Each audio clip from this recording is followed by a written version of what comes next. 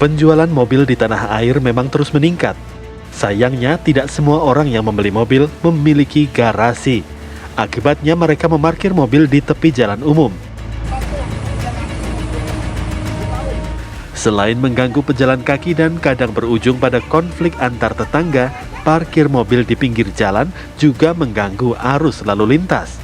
Aturan pemilik mobil wajib memiliki garasi tertuang di Peraturan Daerah atau Perda DKI Jakarta Nomor 5 Tahun 2014 tentang transportasi. Pasal 104 ayat 1 Perda tersebut menyebutkan, setiap orang atau badan usaha pemilik kendaraan bermotor wajib memiliki atau menguasai garasi. Sementara ayat 2 menyebutkan, setiap orang atau badan usaha pemilik kendaraan bermotor dilarang menyimpan kendaraan bermotor di ruang milik jalan. Dan ayat 3 pada pasal yang sama mewajibkan pembeli mobil menyertakan bukti kepemilikan garasi yang diketahui oleh kelurahan setempat. Bagaimana perda ini dapat terrealisasi? Apakah kebanyakan masyarakat tahu soal aturan tersebut? Lalu sanksi apa jika ada pemilik mobil yang melanggar? Tim TV One mengabarkan.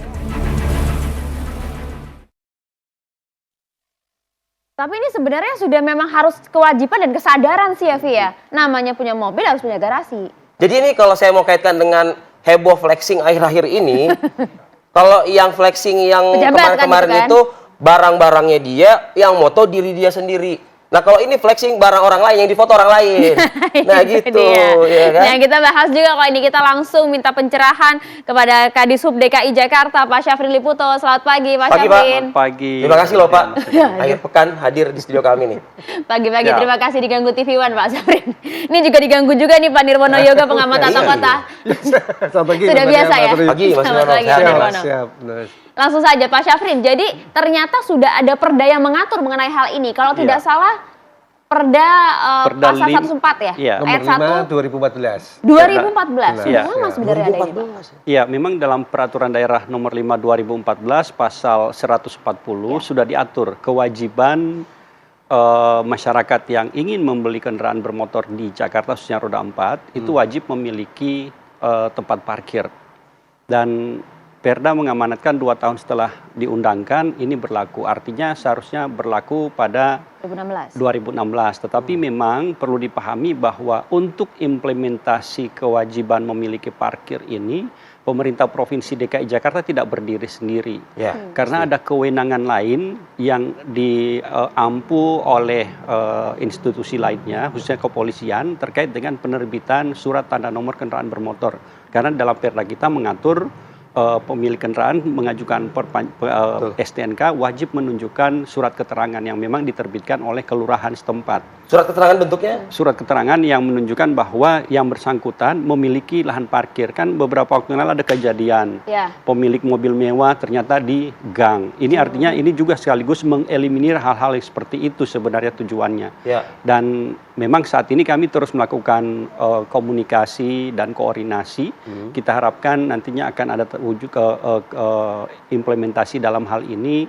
Persyaratan tambahan tentu jangan dilihat bahwa persyaratan memiliki surat keterangan memiliki parkir tadi itu menjadi suatu yang sulit karena Jakarta sekarang pelayanannya itu langsung door to door. Dinas pelayanan terpadu kita bahkan di kelurahan sudah ada, artinya masyarakat tinggal mengajukan, disurvei, oh benar ada lahan parkir diterbitkan, tetapi memang implementasinya adalah sekarang kami sedang komunikasikan untuk tambahan persyaratan. Begitu yang bersangkutan mengajukan STNK mobil baru ataupun perpanjangan, maka ada tambahan persyaratan surat keterangan dari kelurahan. Ini jika yang tidak sekarang ada surat keterangan Pak, apa yang akan terjadi? Tentu tidak bisa diperpanjang, tidak bisa diterbitkan harusnya. Tapi ini masih dalam tatanan komunikasi kami intens dengan jajaran Polda Metro Jaya agar di Jakarta ini bisa diwujudkan. Saya sih bisa ngerti ya substansi dari tambahan tersebut ya, karena memang sudah ada dari 2014 soalnya ya Pak ya. Tapi kok kayaknya nggak diindahkan. Udah gitu juga itu kan jalanan itu kan bukan hanya masalah tetangga, tapi kan kepentingan publik lainnya. Kalau terjadi sesuatu kayak kemarin tuh viral di Bekasi kan, kebakaran jadi damkar susah lewat Pak Syafrin. Nah ini tentunya yang diharapkan ketegasan dan bagaimana juga jaminannya agar aturan tersebut tegak, Pak, gitu loh. Iya, memang yang kami lakukan sekarang adalah terkait dengan penertiban parkir liar. Karena dipahami bahwa jalan itu merupakan fasilitas umum. Begitu namanya fasilitas umum itu untuk lalu lintas kendaraan bermotor ataupun kendaraan lainnya. Tapi begitu digunakan untuk parkir, maka ini berubah fungsinya menjadi fasilitas pribadi. Kenapa? Karena kendaraan itu adalah milik pribadi. Digunakan parkir oleh orang yang tentu belum memahami barangkali atau memang pura-pura tidak memahami bahwa itu adalah fasilitas umum sehingga digunakan untuk kendaraan seperti pribadi. Seperti ini ya Pak ya, yang kami tayangkan tadi ya Pak ya. Udah jelas-jelas S dicoret gitu loh. Ada parkir di situ. Tadi damkar mau lewat juga nggak bisa begitu ya. Sebetulnya belum ada pergantian makna dari S dicoret loh. S dicoret itu dilarang stop ya. Bukan tukang es dilarang jualan, bukan kan situ ya. Jangan salah arti loh. Nah, dan ini ternyata nampaknya kalau kita jumpai di wilayah DKI Jakarta, di wilayah pemukiman, ini kan marak, Pak. Selama ini pengawasannya bagaimana, Pak Syafrin? Iya, kami memang perlu dipahami sudah membentuk yang namanya Tim Lintas Jaya. Tim Lintas Jaya terdiri dari instansi yang tentu bergerak di dalam penegakan hukum, ada kepolisian, dinas perhubungan, dan juga dari unsur Kodam Jaya. Kami turun, tetapi memang fokusnya adalah baru pada jaringan jalan arteri dan kolektor, belum masuk ke jalan lingkungan. Saat ini kami sedang inventarisir di 5 wilayah, jalan lingkungan mana yang potensial untuk kemudian di sana memang fasilitas umumnya dibutuhkan untuk mobilisasi emergensi, misalnya seperti contoh tadi terjadi kebakaran. Jangan sampai justru mobil kebakaran yang akan dimobilisasi ke lokasi ke titik tertentu itu tidak bisa lewat. Akibatnya bencana tidak bisa ditangani. Ini yang sekarang sedang kami lakukan inventarisasi. Begitu ada hasilnya, nanti kami akan bergerak. Memang untuk jalan lingkungan digunakan masyarakat parkir pada malam hari. Jadi kami akan menertibkan pada malam hari di mana masyarakat meletakkan atau parkir mobilnya di fasilitas umum tadi. Saya meminta komentar Pak Nirwono deh Pak.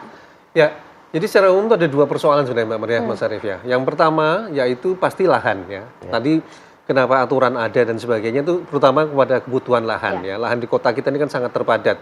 Tetapi yang kedua yaitu soal bicara kemacetan lalu lintas terutama pada saat-saat emergensi darurat ya. Terutama di daerah yang pemukimannya padat, jalan lingkungan yang kemudian sangat tidak sesuai dengan kondisi idealnya. Nah, surat bukti kepemilikan garasi atau tempat parkir itu paling tidak bisa kita lakukan 3 hal ya. Yang pertama, ini kita belajar dari Jepang misalnya ya. Maka surat pemilikan nanti harus milik garasi sendiri ya. Kalau tidak bisa, dia bisa sewa. Kalau tidak bisa juga, dia bisa membuat parkir komunal. Ya, jadi baik itu sewa lahan bersama atau bikin membuat gedung parkir bersama tapi secara komunal. Nah, 3 solusi ini yang paling mungkin diterapkan di Jakarta. Ya, jadi kita dikasih alternatif. Tidak berarti kemudian surat bukti garasi semua orang harus punya lahan. Ya, apalagi lahannya cuma tanahnya 100. Sewa pun boleh kok ya. Sewa juga boleh. Ya, parkir komunal juga boleh tadi ya. Dalam bentuk ideal kalau Jakarta tentu lebih kepada gedung komunal ya. Kalau lahan pasti sangat terbatas. Kalau beli mobil sanggup ya patungan bikin lahan parkir sama. Betul. Jadi 3 solusi ini harus dilakukan. Tetapi garis benang merahnya adalah bagaimana mengurai kemacetan lalu lintas. Ya, Jakarta tahu sendiri kemacetannya kayak seperti apa. Nah, kebijakan ini tujuannya bagaimana memperlancar arus lalu lintas.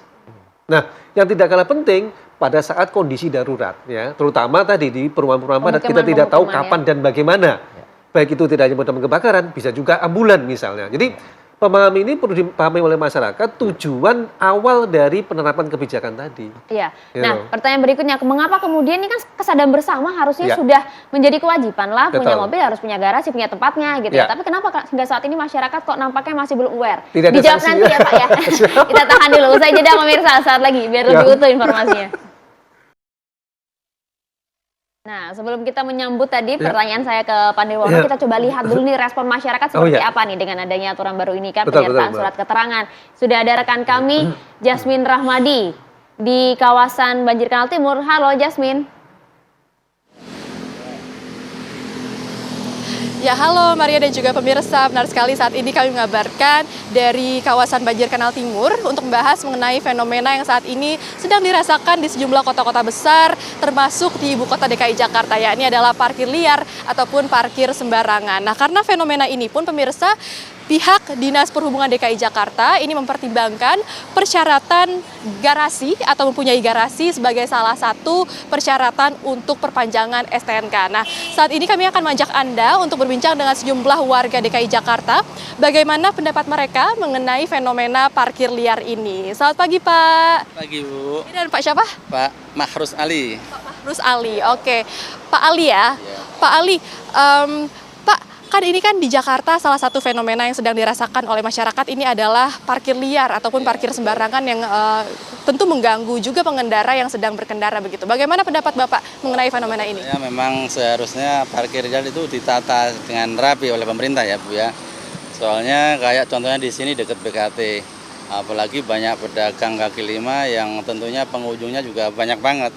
Setiap hari Sabtu dan Minggu khususnya itu parkir liar memang sangat mengganggu sekali. Tapi seandainya pemerintah itu mengalokasikan memberikan lokasi yang tepat untuk parkir, sih sebenarnya pedagang kaki lima nggak masalah, namanya cari rezeki ya. Saya mendukung banget. Cuman untuk parkirnya ini yang harus ditata dengan rapi dan diperhatikan oleh pemerintah. Pak Ali, ini kan yang lagi dipertimbangkan adalah persyaratan mempunyai garasi sebagai salah satu syarat untuk perpanjangan STNK. Menurut Pak Ali bagaimana pendapatnya mengenai kebijakan itu? Ya kebijakan baik banget, Bu. Cuman ya kadang ada yang punya kendaraan itu dengan susah payah pengen beli kendaraan, cuman untuk pajak dan sebagainya ada kendala di dana, biasanya begitu. Saya sendiri juga punya kendaraan jelek, saya bela-belain sewa tempat karena saya juga pengen Jakarta ini kondisinya tertib dan semua pemilik kendaraan seadanya memperhatikan hal tersebut, mempunyai tempat parkir atau mempunyai garasi sendiri itu lebih bagus, lingkungan tidak akan terganggu. Baik, terima kasih Pak Ali. Demikianlah pendapat salah satu warga DKI Jakarta, pemirsa, yang berpendapat bahwa fenomena parkir liar ini cukup mengganggu pengendara ketika berkendara di jalanan, terutama ketika berada di jalan raya begitu, di mana tentunya ini juga cukup menghambat pengendara ketika berkendara. Nah, apakah ada pendapat lain, pemirsa? Kami sudah bergabung dengan salah satu warga DKI Jakarta di sini dengan Mas siapa? Pak Agusta. Mas Agusta. Oke, Mas Agusta, bagaimana pendapat Mas Agusta mengenai fenomena parkir liar atau parkir sembarangan? Ini sesuatu yang wajar atau mengganggu sih, Mas? Kalau menurut saya ini yang sangat mengganggu sih, soalnya bisa menyebabkan kemacetan juga. Kalau menurut saya ini juga bukan salah dari si pelaku parkir liar, soalnya mungkin pihak berwenang kurang tegas saja sih, berikan peringatan atau rambu-rambu kalau misalnya di situ nggak boleh parkir liar. Kira-kira penanganan dari pemerintah seperti apa sih, Mas Agusta, yang tepat untuk menangani fenomena parkir liar ini? Kalau menurut saya mungkin pemerintah lebih tegas aja sih ke pelaku parkir liar. Mungkin memberikan rambu atau peringatan, kayak gitu sih. Nah, ada salah satu pertimbangan nih Mas Agusta, yakni adalah untuk pengendara yang ingin melakukan perpanjangan STNK ini harus membuktikan bahwa pengendara tersebut memiliki garasi agar ini menghindari adanya parkir liar. Menurut Mas Agusta gimana? Kalau menurut saya itu bagus sih sebenarnya. Dan juga mungkin yang mengganggu para pelaku yang memiliki roda 4, kalau bisa sih jangan parkir sembarangan kayak gitu sih. Mungkin bisa punya tempat sendiri untuk naruh mobilnya kayak gitu. Artinya menurut Mas Agusta untuk pengendara yang akan membeli kendaraan bermotor begitu lebih baik untuk mempunyai garasi terlebih dahulu? Iya, lebih baik kayak gitu sih. Tapi kan dengan lahan di DKI Jakarta yang mungkin rumah-rumahnya ini tidak terlalu besar begitu ya, banyak rumah-rumah yang ukurannya kecil dan tidak mempunyai garasi, mungkin kan hal itu sedikit sulit untuk diwujudkan. Menurut Mas Agusta gimana? Apa ada solusi lain kira-kira yang bisa dihimbau untuk pemerintah? Kalau untuk pemerintah mungkin lebih tegas ke peraturannya aja. Kalau si pelaku yang punya kendaraan sendiri mungkin lebih mempertimbangkan ya, kalau misalnya mau beli ya dipikirin lah harus ada tempatnya kayak gitu. Baik, terima kasih banyak Mas Agusta. Terima kasih, selamat berjalan pagi kembali Mas. Ya. Ya pemirsa, demikianlah perbincangan kami dengan dua warga DKI Jakarta yang keduanya mengatakan bahwa fenomena parkir liar atau parkir sembarangan ini cukup mengganggu. Dan selain itu memang menurut peraturan daerah DKI Jakarta nomor 5 tahun 2014 sebenarnya pengendara juga diwajibkan untuk memiliki garasi terlebih dahulu sebelum membeli kendaraan bermotor. Untuk sementara itu kami kembalikan ke studio. Jasmine Ramadi melaporkan langsung dari Banjir Kanal Timur, Jakarta. Nah, udah jelas ya, sebenarnya sepakat sih dengan aturan ini, tapi juga sepakat juga nggak Pak Nirwono, karena salah satunya mungkin pemerintahnya nih, pengawasannya kurang tegas. Ya sebenarnya begini, aturan kan sudah hampir 10 tahun ya, artinya sudah cukup lama ya. Kalau dikatakan nggak tahu, lebih kepada ketidakpedulian sebenarnya. Nah, kemacetan tadi ini kan harus diselesaikan juga cara bersama-sama, nggak mungkin salah satu pihak. Nah, salah satu yang misalkan masyarakat memikirkan tempat garasi kendaraan yang mereka akan beli, begitu kan? Nah, surat bukti kepemilikan garasi atau tempat parkir, ini kan tadi ada 3 solusi yang bisa ditawarkan. Kalau lahan yang cukup luas, dia bisa bikin parkir, ya kan? Kalau tidak, dia bisa sewa. Yang ketiga, bisa membuat gedung parkir komunal. Nah, di sini perlu dukungan juga dari pihak kepolisian. Kenapa? Surat bukti kepemilikan garasi tadi belum masuk menjadi syarat untuk penerbitan surat dan nomor kendaraan, baik itu perpanjang atau baru nih, Mbak. Harusnya surat bukti kepemilikan garasi itu menjadi penentu apakah pihak kepolisian akan mengeluarkan STNK atau tidak. Aturannya harus segera digarap dong. Harus digarap, betul. Nah, kalau kita bicara perda kan sudah ada. Tinggal bagaimana teman-teman dari Dishub nanti dengan kepolisian itu sepakat. Kalau tidak ada surat bukti kepemilikan garasi yang dikeluarkan oleh kelurahan dalam hal ini maka polisi berhak untuk tidak menerbitkan STNK atau bahkan memperpanjang STNK.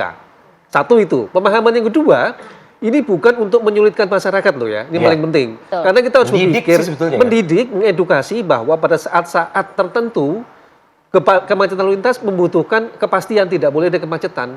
Kalau ada kebakaran, ataupun ambulans misalnya. Termasuk juga menjaga barang pribadi mereka. Betul, keamanan lebih terjamin ya. Kalau dia punya garasi sendiri, sewa, ataupun juga komunal tadi. Masyarakat juga lebih tenang tentunya dalam hal memarkir kendaraan, terutama di malam hari misalnya. Yang tidak kalah penting juga tidak menyulitkan konflik sosial. Jangan lupa, belum tentu tetangga kita juga senang kalau jalannya tertutup misalnya. Jadi ada konflik sosial juga yang harus dikurangi, atau bahkan dihindari. Nah, ketiga yang tidak kalah penting, salah satu ini kebijakan untuk mengurangi kemacetan lalu lintas ya, bukan hanya satu. Banyak kebijakan-kebijakan nanti yang Pak Safri bisa jelaskan untuk mengurangi kemacetan lalu lintas di Jakarta itu apa saja. Dan pengurangan parkir di jalan lingkungan itu hanya salah satu. Salah satunya. Jadi tapi ini yang paling viral kayaknya itu. Itu yang paling penting berdampak langsung dengan masyarakat kan sebenarnya. Saya ke Pak Safrin deh. Pak Safrin sebetulnya ini kan udah hampir 10 tahun ya. Terus kita masih menemukan nih praktek di lapangan. Bahkan berpotensi konflik di masyarakat, bukan dengan petugasnya, tapi kenapa sih parkir depan rumah saya, bikin parkir sendiri dong kan begitu. Ini permasalahannya dua hal nggak sih Pak, menurut saya gitu ya, benar atau tidak gitu? Karena memang petugasnya yang kurang, sehingga agak sulit melakukan patroli gitu, atau yang kedua memang masyarakat nggak tahu mau lapor kemana kalau misalnya emang ada praktek seperti itu gitu. Ya baik, jadi pertama petugas kurang kurang ya? Di Jakarta lebih kurang 6.000 km jalan. Kemudian kami ada tim lintas jaya, baik itu di level provinsi maupun di 5 kota. Tetapi otomatis dalam sehari tidak mungkin akan menjangkau seluruh jaringan jalan yang ada di Jakarta. Oleh sebab itu kami menyusun skala prioritas. Jalan arteri, apakah itu primer sekunder, begitu juga jalan kolektor, lingkungan, itu berdasarkan laporan masyarakat saat ini. Begitu ada masyarakat yang masuk ke kanal Jaki, di sana ada fitur untuk CRM-nya, masuk laporkan, langsung CRM akan mengirim laporan ke petugas Dishub, ke posko kami. Nah, saya sudah menyatakan ke anggota bahwa begitu ada laporan, 1 jam Anda harus sudah ada di lokasi. Jaminan tuh Pak? Iya, itu harus. Kami ada tim reaksi cepat, yang tentu di dalamnya itu siap untuk melakukan akselerasi terkait dengan pelayanan untuk penegakan. Nah, memang yang menjadi kendala adalah pada saat malam hari yang bersangkutan pulang parkir di jalan. Kemudian jalan itu pada siang hari merupakan fasilitas umum yang ada lalu lintasnya di sana. Sehingga terjadi kemacetan pada pagi hari yang bersangkutan mungkin berangkat kantor jam 8. Jam 6 masyarakat sudah lewat, jalannya tidak bisa dilalui. Oleh sebab itu tadi kemacetan lalu lintasnya tinggi, dan sekarang salah satu strategi kami adalah kami berkoordinasi dengan jajaran wilayah menginventarisir jalan-jalan lingkungan mana yang malam hari itu kemudian dimanfaatkan parkir, kemudian dipetakan, kemudian nanti setelah ini kami petakan itu kami sampaikan ke masyarakat, malam hari akan kami tertibkan. Geraknya malam tertibkan ini itu langsung diderek. Kami langsung jadi nggak ada peringatan pertama, nggak ada peringatan karena memang Pak? langsung diderek karena itu pelanggaran. Nah, ini baru akan atau sudah di jalan, Pak? Akan kami laksanakan karena sebelumnya kan berdasarkan laporan masyarakat. Ternyata ini makanya dikasih tahu nih. Ini sekarang kami beritahu, kami sampaikan bahwa ini yang akan kami lakukan.